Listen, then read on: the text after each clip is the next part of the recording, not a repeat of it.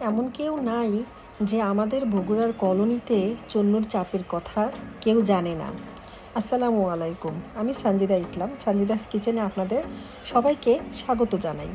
চলুন আজকে আমি আপনাদেরকে আমাদের এলাকার একটা ফেমাস লোকের বিফ চাপ রেসিপি শেয়ার করে দেখাবো।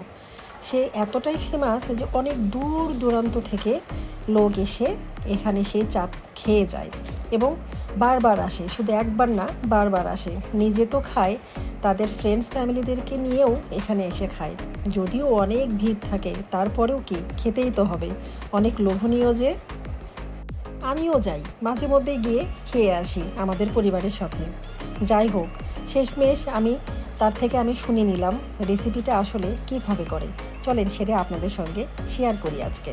প্রথমে এখানে আমি হাড় ছাড়া মাংস নিয়েছি, একটু একটু হালকা চর্বি আছে, কোনো সমস্যা নেই। সেটাকে আমি ছোট ছোট পাতলা পাতলা পিস করে নিয়েছি। সেটাকে আমি প্রথমেই কি করলাম, একটু শিলপাটাতে একটু থেতো করে নিলাম, দুই পাশে হালকা করে থেতো করে নিলাম, যাতে খুব ভালোভাবে মশলাগুলো ওর মধ্যে ঢোকে এবং খুব ভালোভাবে সেদ্ধ হয়।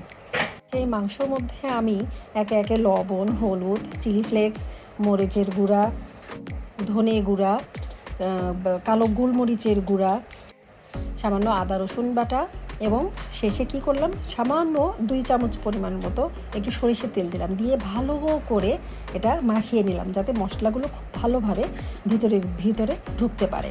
এটাই কিন্তু শেষ না, এটা আমি ম্যারিনেট করে রাখবো 4 থেকে 5 ঘন্টার জন্য। এটাই বেস্ট সময় ম্যারিনেট করে রাখার।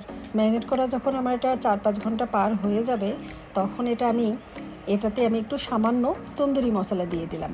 যদি তন্দুরি মশলা থাকে দিবেন, না হলে কোনো সমস্যা নেই, ওটা দিয়ে কাজ চলে যাবে, কোনো সমস্যা নেই।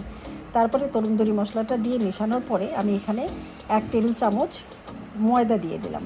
এখানে ময়দা দেওয়ারই চেষ্টা করবেন। অনেকে কর্নফ্লাওয়ার দিতে চায়, বলে যে কর্নফ্লাওয়ার দেওয়া যাবে কি না। না, আমি কর্নফ্লাওয়ার দিইনি, আমি ময়দাটাই দিয়েছি। ওদের কাছ থেকে আমি ময়দার কথা শুনেছি, তাই আমি নিজেও ময়দাটাই দিয়েছি। যাই হোক, ময়দাটা দিয়ে আবার ভালো করে একটু মাখিয়ে নিলাম মশলার সঙ্গে। মাখিয়ে নিয়ে সেটাকে আমি কি করলাম, মিডিয়াম হাই ফ্লেমে দিয়ে চুলাতে আমি একটা প্যান বসিয়ে তার মধ্যে আমি একটু হালকা, বেশি তেলের দরকার নাই, অল্প করে একটু তেল দিলাম। তেল দিয়ে যে তেলটা গরম হলো, তার মধ্যে আমি প্রত্যেকটা মাংসর যে পিসগুলো ছিল সেগুলো আমি দিয়ে দিলাম। এখন সে অল্প আছে মাংসটা সেদ্ধ হতে থাক, মাঝে মধ্যে একটু উল্টিয়ে পাল্টে দেবেন, তাছাড়া তো নিচে এক পাশে পুড়ে যাবে, তাই না? আচ্ছা, যাই হোক, আমিও 2-3 বার উল্টে দিয়েছি।